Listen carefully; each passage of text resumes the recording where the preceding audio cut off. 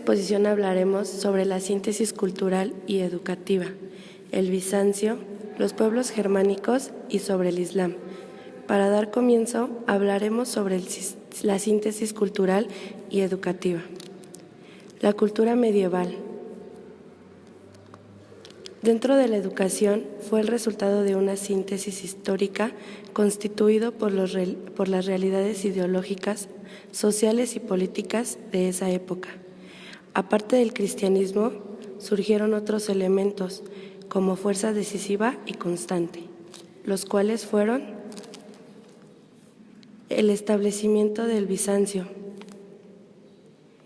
el cual fue producto del desplazamiento hacia el oriente y de la cultura helenística y de la política romana.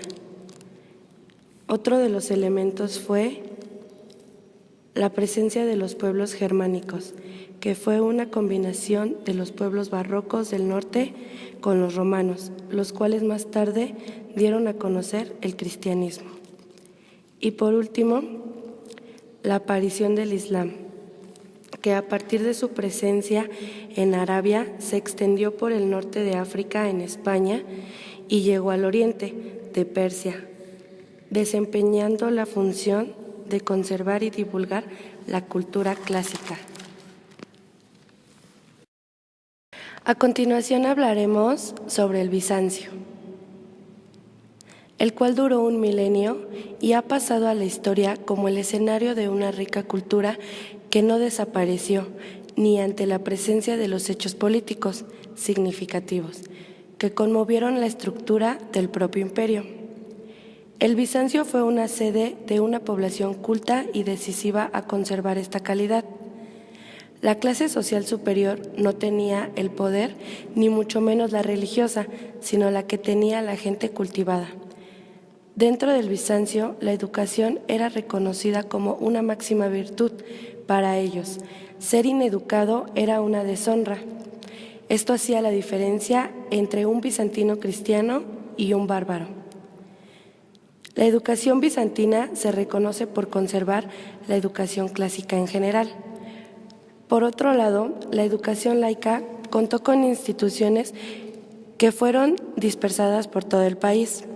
Su nivel primaria no perdió aspectos ni de la pedagogía humanística. Por otro lado, el nivel secundaria se enfocaba en la gramática y el nivel superior se dedicaba al cultivo de los estudios clásicos, formando la Universidad de Constantinopla. Por otro lado, la educación religiosa también era impartida en instituciones escolares, pero tiempo después, para ello, aparecieron escuelas parroquiales, que eran las que se enfocaban para formar teólogos, pero también se incluían las artes liberales y la enseñanza de la filosofía. A continuación, los pueblos germánicos. Los pueblos germánicos eran de raza aria y provenientes de la India y de Persia. En la época del Imperio Romano se les llamaba bárbaros. Los antiguos germanos tuvieron una educación guerrera y campesina. El ambiente educativo por excelencia era la familia, en la cual el anciano era la máxima autoridad. La familia se basaba en sí misma y preparaba en todo a lo que requería la vida. La educación espiritual también procedía de la familia. No conocían la enseñanza libresca ni tenían escuelas. Todo se transmitía de manera oral y así perduraba. En el año 406 se produjo la invasión del Imperio Romano por los germanos. Siguió el proceso de integración de una nueva cultura, resultado de la fusión de estos tres elementos: la cultura clásica, el carácter germánico y el cristianismo. Debido al poder temporal de los emperadores y de los papas, el mundo germánico se fue integrando con la unificación de los pueblos que lo componían.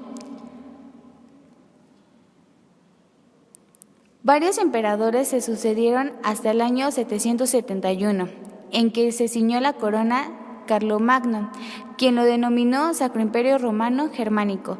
Hacia 987 se dividió en pequeños dominios, dando nacimiento al feudalismo. El más notable de los emperadores germánicos fue Carlomagno, el cual realizó una importante obra educativa que puede resumirse así.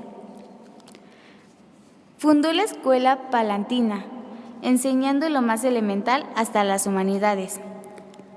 Señaló las iglesias, conventos, organizaciones estatales y señoríos.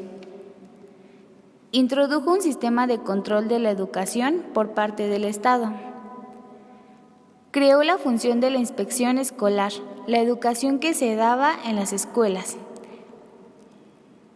La política carolingia sirvió de ejemplo a otros reinos. Por ejemplo, en Alemania, durante la dinastía de los Otones, se dio impulso a la educación elemental. En Inglaterra, Alfredo el Grande difundió la obligación de dar escuelas elemental a los niños. A continuación, el Islam. El Islam es la religión fundada por Mahoma. Se hizo llamar profeta de Alá y del que decía recibió la revelación de las verdades divinas que ordenó y escribió en el Corán. La influencia política y cultural del Islam terminó en el año de 1492, en que cayó la ciudad de Granada. Debido a los enfrentamientos entre musulmanes y cristianos, se produjeron guerras santas y cruzadas. Culturalmente, el Islam ofrece dos grandes épocas. La primera surge entre los siglos 7 y 9, donde se recogió toda la tradición clásica y se usó la filosofía para interpretar las doctrinas contenidas en el Corán. La segunda surge entre los siglos 11 y 12, que se registró un gran florecimiento científico y filosófico. La cultura árabe predominó en diferentes áreas, como lo son las matemáticas, la medicina, la filosofía y la arquitectura. El Islam se debe a la realización de una labor cultural muy importante, llevar al occidente la sabiduría clásica.